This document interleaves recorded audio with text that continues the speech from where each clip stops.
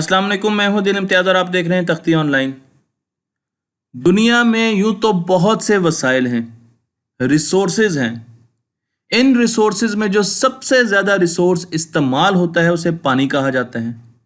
और पानी के बाद दूसरे नंबर पे जो इंसान रिसोर्स इस्तेमाल करता है उसे कंक्रीट कहा जाता है, जिसके ज़रिए हम बड़ी बड़ी बिल्डिंग्स और ब्रिजेस बनाते हैं।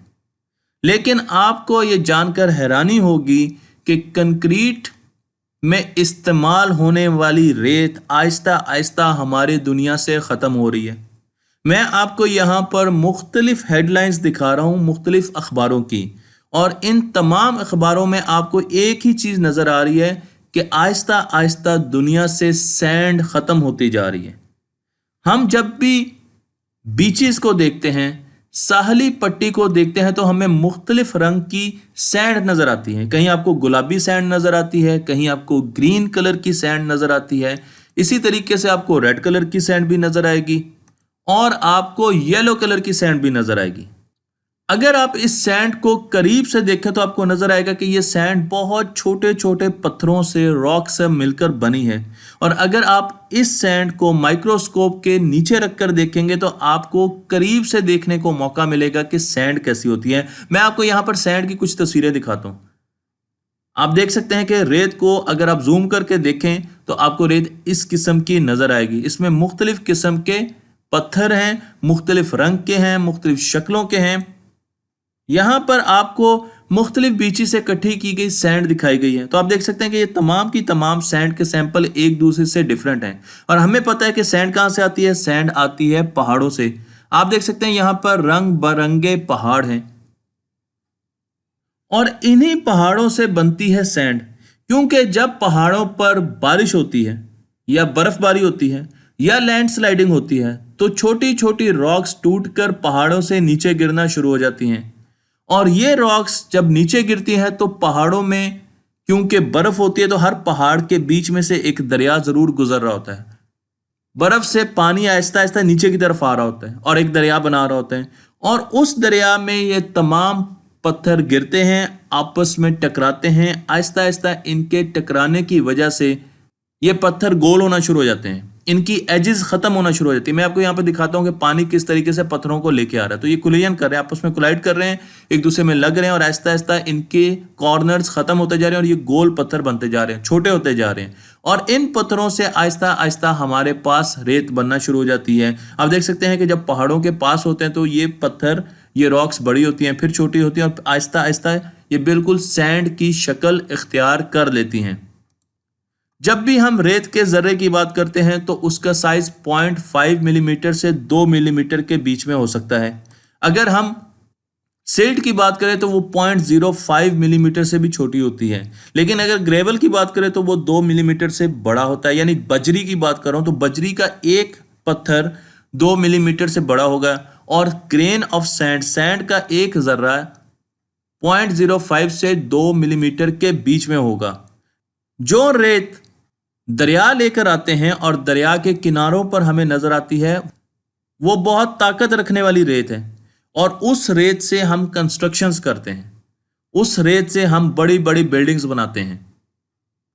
इस रेत में सॉफ्ट मिनरल्स या नमकियात डिसॉल्व हो जाते हैं पानी में, तो सॉफ्ट चीजें तो खत्म हो जाती हैं, हार्ड मिनरल्स रह जाते हैं। इसलिए इस रेत में बहुत ज्यादा स्ट्रेंथ होती है और इस रेत से हम बनाते हैं कंक्रीट। मैं आपको यहाँ पर दिखाता हूँ कि कंक्रीट के लिए हमें एयर की ज़रूरत होती है, सीमेंट की ज़रूरत होती है, ग्रेवल बजरी की ज़रूरत होती है, सैंड और पानी की ज़रूरत होती है। अगर सैंड बहुत अच्छी होगी तो आपका कंक्रीट भी बहुत अच्छा होगा, जिससे आपने मुख्तलिफ किस्म की बिल्डिंग्स बनानी है। मैंने आपको यहाँ पर यह भी दिखाया कि सीमेंट को लाइमस्टोन के साथ बनाया जाता है। इसीलिए हम बड़े बड़े शहर जब आबाद करते हैं तो हमें रेत की बहुत ज़्यादा ज़रूरत होती है। दुबई जैसे शहर के लिए हमें रेत की बहुत ज़्यादा ज़रूरत होती है, ब्रिजेस के लिए होती है, सड़कों के लिए होती है, इवन टेक्नोलॉजी के लिए रेत की ज़रूरत होती है। क्योंकि आपके आईसीज में, आपके इलेक्ट्रॉनिक्स में भी रेत, सिलिका का बहुत बड़ा अमल दखल है। लेकिन क्या समंदरों की रेत इस काबिल होती है कि उसको कंस्ट्रक्शन में इस्तेमाल किया जाए? जी नहीं। समंदरों की रेत इस काबिल नहीं होती कि उन्हें बड़ी बड़ी बिल्डिंग्स की कंस्ट्रक्शन में इस्तेमाल किया जाए। क्योंकि उनमें सॉल्ट बहुत ज़्यादा होता है, उसके साथ साथ उनमें सी शेल्स बहुत होते हैं और समुद्रों का स्टफ उनमें बहुत ज़्यादा मौजूद होता है। इसलिए उस रेत में आपको बहुत रंग बिरंगी चीज़ें नजर आएंगी, उसमें उतनी स्ट्रेंथ नहीं होती। अगर आप उसको माइक्रोस्कोपिक लेवल पर जाके देखें तो आपको बहुत छोटे छोटे सॉफ्ट पार्टिकल्स नजर आएंगे। इसलिए इस रेत में इतनी स्ट्रेंथ नहीं होती कि इसे हम बड़ी बड़ी बिल्डिंग्स बना सकें। हम रेत को खुद भी बनाते हैं, इंसान रॉक्स को क्रश करता है और रेत बनाता है बड़ी बड़ी फैक्ट्रियों में। अगर इस रेत को देखें तो आपको मैं यहाँ पे दिखा सकता हूँ कि एक फैक्ट्री लगी हुई है जो कि रॉक्स को क्रश कर रही है और रेत बनाती है। इस रेत का अगर सैंपल आप देखें तो आपको इस रेत के जो छोटी छोटी रॉक्स हैं उनके कॉर्नर्स नजर आएंगे। और उसकी वजह यह है कि इनमें कॉर्नर्स इसलिए है क्योंकि ये रेत के पत्थर या ग्रेन्स दरिया के पानी के बीच में से होते हुए फ्लो नहीं करते और इस वजह से आपस में टकराते नहीं और इनके कॉर्नर्स खत्म नहीं होते। ये उस एवोल्यूशनरी प्रोसेस से नहीं गुजरते, इर्तकाई प्रोसेस से नहीं गुजरते जिसमें इनको सालों साल लग जाते हैं सी शोर पर पहुंचने के लिए। इसलिए इनके कॉर्नर्स हमेशा शार्प होते हैं। इसी तरीके से मैन्युफैक्चरिंग की गई रेत को हमें एक जगह से दूसरी जगह ट्रकों के जरिए ट्रांसपोर्ट करना पड़ता है, लेकिन यही काम करते हैं आपके दरिया, क्योंकि दरिया रेत को एक जगह से दूसरी जगह लेके जा रहे हैं और आप उनके बैंक्स पर, उनके किनारों पर देख सकते हैं कि यहाँ पर आपको रेत नजर आ रही है।